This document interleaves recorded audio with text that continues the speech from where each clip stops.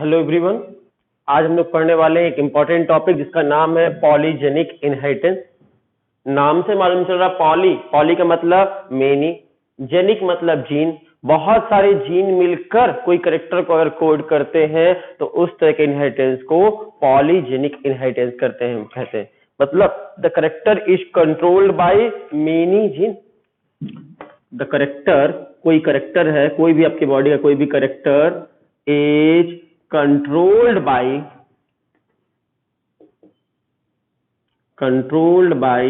many gene। many मतलब poly means many और genic means gene।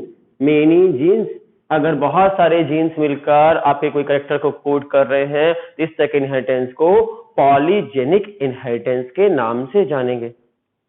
और द इंटेंसिटी ऑफ कैरेक्टर कितना ज्यादा इंटेंस होगा, कितना ज्यादा उभर कर आएगा वो character, the intensity of character is depend on number of dominant allele. Next line क्या कहता है? The intensity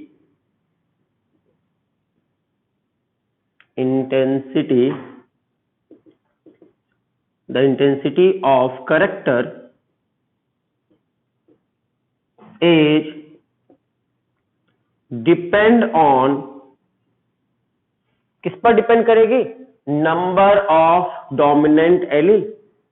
number of dominant allele.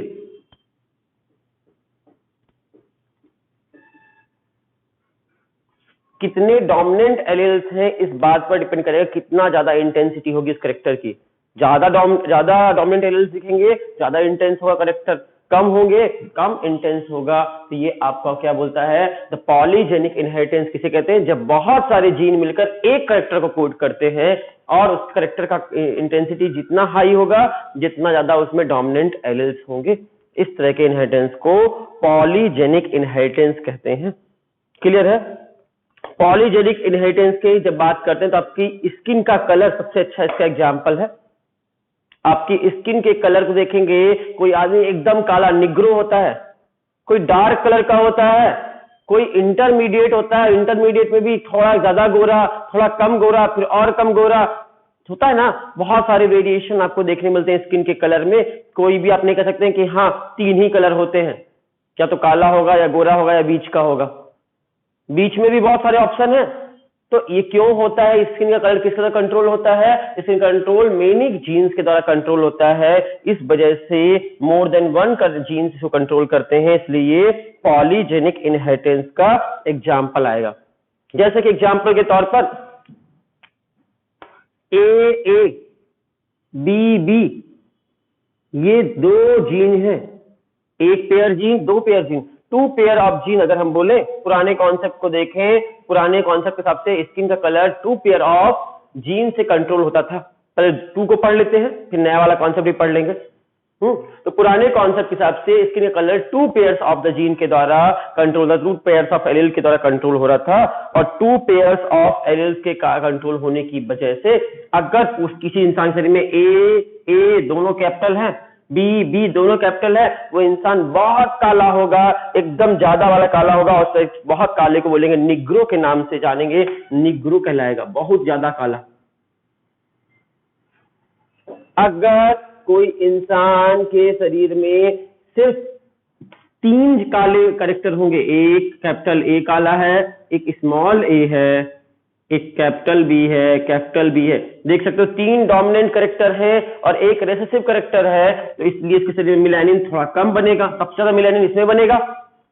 ठीक है, क्यों मेलानिन ज्यादा बनेगा? मेलानिन पता है ना, मेलानिन हमारे स्किन के कलर को डिसाइड करता है, हम गोरे होंगे या काले होंगे, हमारे शरीर में पाए जाने वाले एक पिगमेंट के द्वारा डिसाइड होता है। उस पिगमेंट का नाम है मेलानिन। तो इसके शरीर में सबसे ज्यादा मेलानिन बनेगा। इसमें 3 डोमिनेंट कैरेक्टर है, इसके शरीर में थोड़ा कम बनेगा, इसलिए इंसान को डार्क इंसान कहेंगे, डार्क कलर है।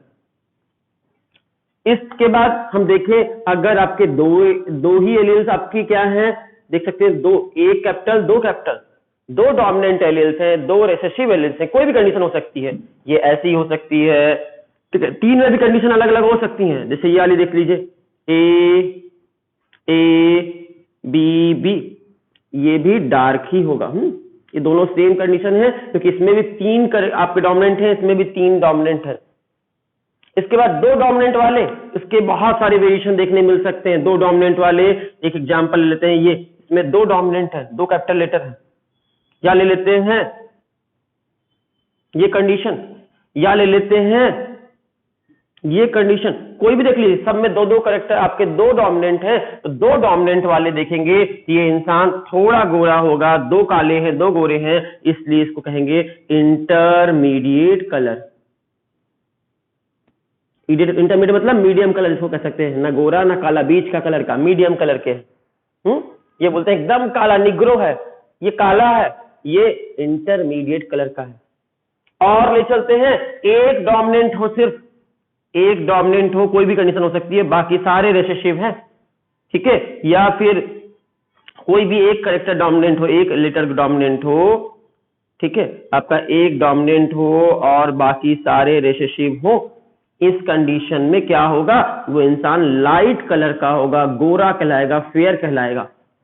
गोरा इंसान है, फेयर कलर कहलाएगा, गोरा। एक ही डोमिनेंट एलील्स है, बाकी सारे रिसेसिव एलील्स है, कॉम्बिनेशन बहुत सारे बना लेना अपने से खुद से। तो इंसान फेयर कहलाएगा, गोरा कहलाएगा। और अगर हम बात करें उसके सारे के सारे एलील्स रिसेसिव हो, ए बी बी, ये सारे के सारे रिसेसिव हो, तो वो इंसान व्हाइट कलर की होगा, उसके शरीर में मेलानिन नहीं बनेगा, और इसे एल्बिनिज्म के नाम से जानते हैं। एल्बिनिज्म आपने पढ़ा होगा, व्हाइट। तो उसकी स्किन कैसी होगी, व्हाइट कलर की होगी, उसके शरीर में मेलानिन का फॉर्मेशन नहीं होगा। तो आप देख सकते हैं स्किन के कलर में इतने सारे वेरिएशन हैं, अलग अलग तरह की स्किन हो सकती है लोगों की। किस बात पर डिपेंड करती है स्किन का कलर कैसा होगा, तो ये आपके पॉलीजेनिक इनहेरिटेंस का एग्जांपल है। More than one gene control करते हैं, more than one pair of alleles control करते हैं वन करेक्टर को, स्किन कलर को। अब लेकिन ये पुराना रिसर्च कर रहा था, नया रिसर्च तो और वेरिएशन ले आया है। नए रिसर्च के हिसाब से कहता है 3 pairs of the A B B C C, ये 3 पेयर्स ऑफ एलील्स कंट्रोल करते हैं। ये तो पुराना कॉन्सेप्ट में 2 पेयर्स ऑफ एलील कहता था, नया कॉन्सेप्ट तो कहता है 3 पेयर्स ऑफ एलील्स कंट्रोल करते हैं। तो और ज्यादा वेरिएशन होगा, इतने भी नहीं, और ज्यादा वेरिएशन मिलेंगे आपको। इंटरमीडिएट में भी बहुत सारे वेरिएशन मिलेंगे। आप चाहें तो रेशियो लिख सकते हैं 1:6:15, नया वाला रेशियो 1:6:15, ठीक है, 20:15:6:1। ये नया रेशियो है। अगर हम 3 के हिसाब से आपका ट्राई हाइब्रिड क्रॉस लगाएंगे मेंडल के नियम के हिसाब से, तो ट्राई हाइब्रिड क्रॉस में ये रेशियो देखने मिलेगा। अगर हम ए बी बी सी सी को कंसीडर करते हैं, नए कॉन्सेप्ट को करते हैं, तो नया कॉन्सेप्ट कहता है स्किन का कलर 3 पेयर ऑफ एलील्स के द्वारा कंट्रोल होता है। समझ में आया? स्किन का कलर आपको समझ में आ गया, किसके द्वारा कंट्रोल होता है? पॉलीजेनिक इनहेरिटेंस का एग्जांपल है। एग्जांपल को बस याद रखिए, कौन सा चीज हमने कहां पढ़ाया है, मल्टीपल एलील्स में क्या पढ़ाया, पॉलीजेनिक में क्या पढ़ाया, लीथल जीन में किसका एग्जांपल लिया था। थोड़ा सा कंफ्यूजिंग मत करिएगा, कंफ्यूजन होता है बच्चों को, कंफ्यूज मत करिए। स्किन का कलर हमारा किसके द्वारा कंट्रोल होता है? पॉलीजेनिक इनहेरिटेंस के द्वारा। पॉलीजेनिक इनहेरिटेंस पहली बार किसने देखा था? तो नेल्सन एल नाम के साइंटिस्ट ने देखा था। नेल्सन, NIL, नेल्सन एल, ठीक है, नेल्सन एल नाम के साइंटिस्ट ने, EHLE, नेल्सन एल नाम के साइंटिस्ट ने पहली बार आपके पॉलीजेनिक इनहेरिटेंस की डिस्कवरी की थी। पहली बार बताया था कि ये होता है। किसने बताया था? तो kernel colour of wheat, wheat के कर्नल का कलर बताया था। वीट में जो कर्नल का कलर होता है वो पॉलीजेनिक इनहेरिटेंस से कंट्रोल होता है, ये पहली बार उन्होंने बताया था। कर्नल के कलर में बताया था 2 तरह के कर्नल कलर हो सकते हैं, एक रेड हो सकता है और एक व्हाइट हो सकता है, और बीच में उसके आपके बहुत सारे इंटरमीडिएट हो सकते हैं। यही रेशियो सेम टू सेम आएगा, सब कुछ सेम होगा। 3 पेयर ऑफ किसके द्वारा कंट्रोल होगा? 3 पेयर ऑफ एलील के द्वारा कंट्रोल होगा। पुराने कॉन्सेप्ट में 2 पेयर था, नए कॉन्सेप्ट में 3 पेयर्स ऑफ द एलील्स हो गया है। तो 3 पेयर्स ऑफ एलील से कंट्रोल होगा, और ये नया रेशियो है। पुराना रेशियो तो बड़ा कम था, पुराना रेशियो तो मात्र 1:14:1 था। पुराना रेशियो देखोगे तो 1:14:1। ये प्योर रेड ये प्योर व्हाइट कर्नल और ये था इंटरमीडिएट बीच के। स्किन के कलर में भी ये प्योर निग्रो, प्योर व्हाइट और ये बीच के इंटरमीडिएट ही कहलाएंगे। इनको एक साथ भी याद नहीं कर सकते तो एक साथ भी काउंट कर सकते हो। कितना होगा देख लेना, 15 15 दूनी 30, 40 50, 6 56, 56 और 6 62, 62, 1:62:1 ये भी रेशियो लिख सकते हो चाहो तो। प्योर निग्रो, प्योर व्हाइट और 62 इंटरमीडिएट बनेंगे। ऐसा भी आप कर सकते हो चाहो तो, ये भी आप रेशियो चलेगा। नया रेशियो ये है, पुराना रेशियो ये है। पुराना रेशियो नया रेशियो अलग अलग क्यों है? क्योंकि वो डाई हाइब्रिड क्रॉस पर बेस था पुराना वाला, और ये ट्राई हाइब्रिड, मतलब वो दो एलेल्स वाला कंट्रोल होता था, 2 पेयर्स ऑफ एलेल्स से, ये कहता है 3 पेयर ऑफ एलेल्स होता है। तो याद रखिए पॉलीजेनिक इनहेरिटेंस का 2 एग्जांपल आपको बताए हैं। पहला कर्नल कलर, व्हीट का, गेहूं के कर्नल का कलर, और दूसरा हमने आपको बताया स्किन का कलर, ह्यूमन की स्किन का कलर। ये दोनों पॉलीजेनिक इनहेरिटेंस के एग्जांपल हैं। अगर इसका ग्राफ बनाया जाए तो इसका ग्राफ बनेगा कुछ ऐसा शेप का बनेगा, बेल शेप का। इसका ग्राफ जो है वेल शेप का बनेगा। प्योर काले कम होंगे, 1 होंगे, प्योर सफेद 1 होंगे, और बीच में इंटरमीडिएट जो थे वो लगभग 62 होंगे। तो आप देख सकते हैं कि बीच के इंटरमीडिएट ज्यादा है, इसलिए ग्राफ बेल शेप का बनेगा। और थोड़ा अच्छा बना देते हैं, कुछ ऐसा चढ़ता हुआ ग्राफ रहेगा और कुछ ऐसा उतरता हुआ ग्राफ रहेगा। इधर कम होंगे, इधर कम होंगे। ग्राफ के पेपर में बना देते हैं, ये लोग ग्राफ पेपर में बना दिए। तो ये ग्राफ आपका बन गया, देख सकते हैं ग्राफ, ये तो वो है उसका। एक्सिस में आपने देखा ग्राफ, ग्राफ किस शेप का बना? बेल शेप का बना। प्योर डार्क निग्रो यहाँ पे आ गए, जिसके सारे के सारे एल काले हैं, ए बी बी सी सी, ये यहाँ पे आ जाएगा। और प्योर सफेद वाले जिसके सब कुछ गोरे हैं, ए बी बी सी सी यहाँ आ गए, और बीच के इंटरमीडिएट वाले यहाँ आ गए। ग्राफ आप इस तरह बना सकते हैं, कितने क्या डोमिनेंट वाले करके। तो आपको ऐसे समझ में आया, पॉलीजेनिक इनहेरिटेंस यहाँ पर खत्म हुआ। अब हम आपको बात करते हैं नेक्स्ट टॉपिक की, वो बहुत ही इंपॉर्टेंट है, जिसका नाम है साइटोप्लाज्मिक इनहेरिटेंस। इसको बहुत अच्छे से पढ़ेंगे। साइटोप्लाज्मिक इनहेरिटेंस अच्छा इंपॉर्टेंट टॉपिक है, ठीक है, इसलिए इसको बढ़िया से पढ़ना है। साइटोप्लाज्मिक इनहेरिटेंस, कौन सा इनहेरिटेंस पढ़ने वाले हैं अब हम? Cytoplasmic inheritance. अच्छा, साइटोप्लाज्मिक इनहेरिटेंस ढंग से समझेंगे। पहली बात बताइए, इनहेरिटेंस किसकी वजह से होता है? न्यूक्लिक एसिड की वजह से होता है, डीएनए आरएनए की वजह से होता है, सबको पता है ये बात। न्यूक्लिक एसिड डीएनए आरएनए कहां पाए जाते हैं? तो सेल में पाए जाते हैं, सबको पता है।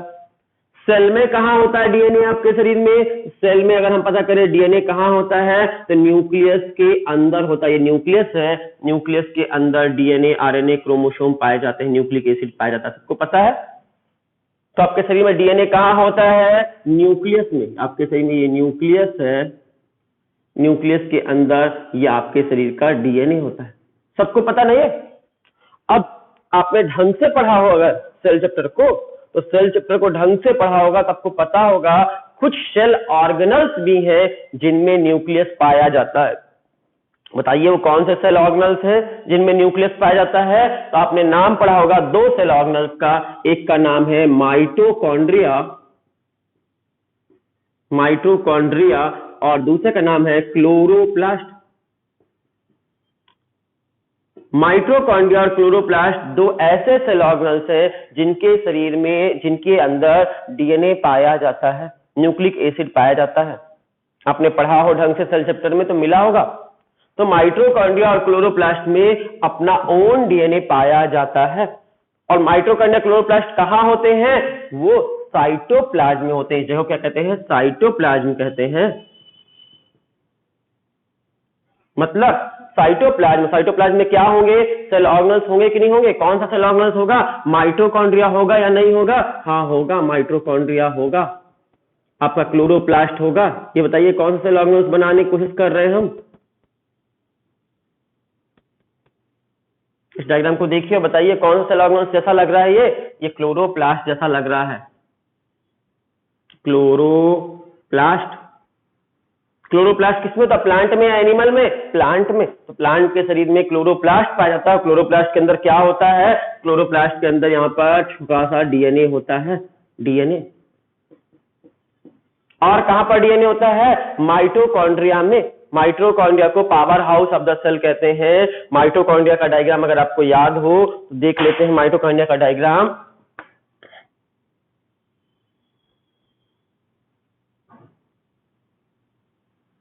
समथिंग लाइक दैट, ये रहा माइटोकॉन्ड्रिया का डायग्राम। और माइटोकॉन्ड्रिया के अंदर भी छोटा सा डीएनए पाया जाता है, सर्कुलर डीएनए होता है, यहां भी सर्कुलर डीएनए होता है। तो डीएनए यहां पाया जाएगा कि नहीं पाया जाएगा, यस यहां भी डीएनए है।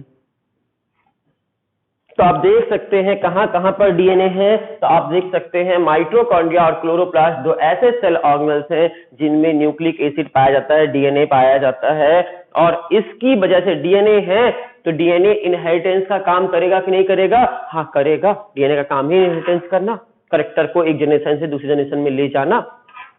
तो देख सकते हैं साइटोप्लाज्म में ये पाया जाता है। साइटोप्लाज्म में पाए जाने वाले डीएनए की वजह से अगर कोई कैरेक्टर पेरेंट से बच्चे में चला जाए तो इस कैरेक्टर को कौन सा इनहेरिटेंस कहेंगे, साइटोप्लाज्मिक इनहेरिटेंस।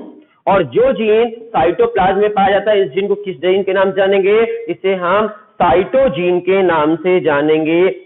ठीक है, कौन सा जीन कहेंगे, साइटोप्लाज्म में पाया जाता है इसलिए इस जीन का नाम होगा साइटोजीन। साइटोप्लाज्म में पाए जाने की वजह से या फिर इसको प्लाज्मोजीन के नाम से भी जान सकते हैं, साइटोजीन या प्लाज्मोजीन के नाम से जानते हैं। या इसको कह सकते हैं न्यूक्लियस के बाहर पाया जाता है इसलिए इसको एक्स्ट्रा न्यूक्लियर जीन भी कह सकते हो। तो साइटोजीन, प्लाज्मोजीन या एक्स्ट्रा न्यूक्लियर जीन।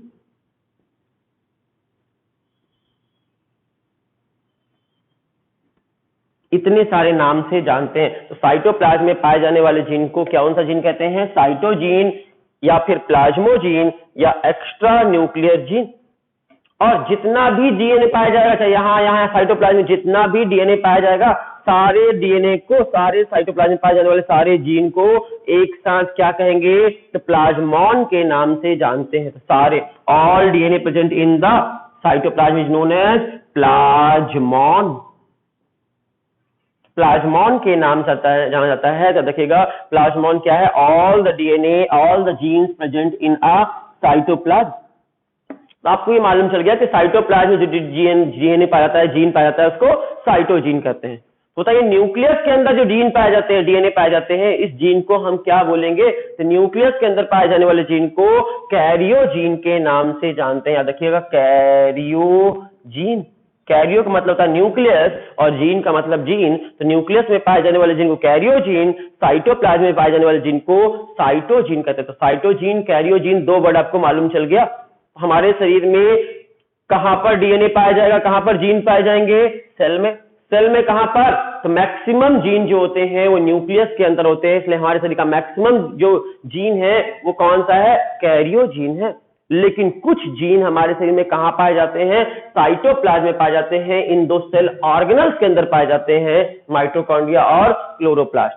माइटोकॉन्ड्रिया दोनों में होती है, प्लांट और एनिमल दोनों में, और क्लोरोप्लास्ट सिर्फ प्लांट में होते हैं। मतलब मेरे शरीर में साइटोजीन सिर्फ कहां मिलेगा, ओनली इन माइटोकॉन्ड्रिया, क्योंकि मेरे शरीर में क्लोरोप्लास्ट तो होगा नहीं। तो माइटोकॉन्ड्रिया के अंदर या क्लोरोप्लास्ट के अंदर साइटोजीन पाए जाते हैं। साइटोजीन को प्लाज्मोजीन या एक्स्ट्रा न्यूक्लियर जीन भी कहते हैं। और जितने भी साइटोजीन हैं आपके एक सेल के अंदर, उसको सारे को एक साथ प्लाज्मॉन के नाम से जानते हैं। अब हम बात करते हैं आपको अगला concept, sexual reproduction. Reproduction chapter में ले चलते हैं। सबको पता होगा कि एक बच्चा पैदा होता है, कैसे पैदा होता है, मेल के स्पर्म, ये मेल का स्पर्म और फीमेल के ओवा के फ्यूजन के बाद, ये फीमेल का ओवा है जिसे एग भी कहते हैं, मेल का स्पर्म है, और स्पर्म और ओवा आपस में फ्यूज करते हैं, तब जाकर जाइगोट बनेगा, बच्चा बनेगा। एक नया बच्चा पैदा हुआ है, मतलब किस दो चीज से मिलकर बना है, दो सेल से मिलकर बना है, स्पर्म और ओवा। अब जल्दी से देखेंगे, जब बच्चा बनता है, जाइगोट बनता है, तो जाइगोट में याद रखिएगा स्पर्म का ओनली न्यूक्लियस आता है। आपने रिप्रोडक्शन चैप्टर में पढ़ रखा होगा, ओनली स्पर्म का न्यूक्लियस जाकर फ्यूज करता है ओवा के न्यूक्लियस को, और स्पर्म और ओवा दोनों का न्यूक्लियस मिलता है। बच्चे के शरीर में किसका न्यूक्लियस होगा? स्पर्म का न्यूक्लियस या ओवा का न्यूक्लियस? दोनों का न्यूक्लियस होगा। मतलब कैरियोजीन किसके होंगे? स्पर्म के या ओवा के? दोनों के होंगे। स्पर्म के भी कैरियोजीन होंगे और ओवा के भी कैरियोजीन होंगे, कि दोनों के न्यूक्लियस से मिलकर जाइगोट बनता है। लेकिन साइटोप्लाज्म यहां से स्पर्म से इसमें नहीं जाता बच्चे में, तो साइटोप्लाज्म सिर्फ बच्चे के शरीर में किसका होता है? मदर का होता है, ओवा का होता है। क्या देखिएगा, तो मां के शरीर में ओवा होता है और मां के शरीर का साइटोप्लाज्म आता है जाइगोट में। तो जाइगोट में जो न्यूक्लियस होगा, वो न्यूक्लियस होगा जाइगोट में कि नहीं होगा? ये न्यूक्लियस किससे मिलकर बना होगा? दोनों पेरेंट्स से। लेकिन जाइगोट का जो साइटोप्लाज्म है, तो वो साइटोप्लाज्म सिर्फ और सिर्फ किससे बना होगा? मदर से बना होगा, और मदर से बना होगा, मदर के ओवा से बना होगा। इसीलिए इसको मैटरनल इनहेरिटेंस के नाम से भी जानते हैं, क्योंकि इनहेरिटेंस सिर्फ किसके थ्रू होता है? मां से बच्चों में जाता है। कभी भी साइटोप्लाज्मिक इनहेरिटेंस पिता से बच्चों में नहीं जाएगा, ओनली मदर टू चाइल्ड में जाएगा। तो मदर से चाइल्ड में ट्रांसफर होता है cytoplasmic inheritance, mother to child होता है, कभी भी फादर टू चाइल्ड नहीं जाएगा। बच्चों में सिर्फ और सिर्फ मां से आता है साइटोप्लाज्मिक इनहेरिटेंस। ये साइटोजीन जो है हमारे शरीर में, अगर जो भी साइटोजीन है, मेरे शरीर का माइटोकॉन्ड्रिया जो है मेरी मम्मी का होगा या पापा का होगा, तो देखिएगा सिर्फ मेरी मां का होगा। मेरे शरीर में जो माइटोकॉन्ड्रिया, आप सबके शरीर में, मेरे क्या, आप सबके शरीर में जो माइटोकॉन्ड्रिया है वो आपकी मां से आया होगा। पापा से कभी भी माइटोकॉन्ड्रिया आपके शरीर में नहीं आता। मैटरनल इनहेरिटेंस होता है। तो साइटोप्लाज्मिक इनहेरिटेंस जो है, साइटोप्लाज्म जो है हमारे शरीर का, वो सेल का, वो मदर से ही ट्रांसफर होता है। इसलिए साइटोप्लाज्मिक इनहेरिटेंस सिर्फ मदर टू चाइल्ड होता है। और इसके लिए रिस्पॉन्सिबल कौन है? सेल ऑर्गेनल्स हैं, माइटोकॉन्ड्रिया और क्लोरोप्लास्ट, इन दो सेल ऑर्गेनल्स रिस्पॉन्सिबल है। इसलिए इसको ऑर्गेनल जेनेटिक्स के नाम से भी जानते हैं। कौन सी जेनेटिक्स कहते हैं इसको? साइटोप्लाज्मिक जेनेटिक्स को मैटरनल जेनेटिक्स या ऑर्गेनल जेनेटिक्स के नाम से भी जानते हैं। ऑर्गेनल जेनेटिक्स बोले, साइटोप्लाज्मिक जेनेटिक्स बोले, या मैटरनल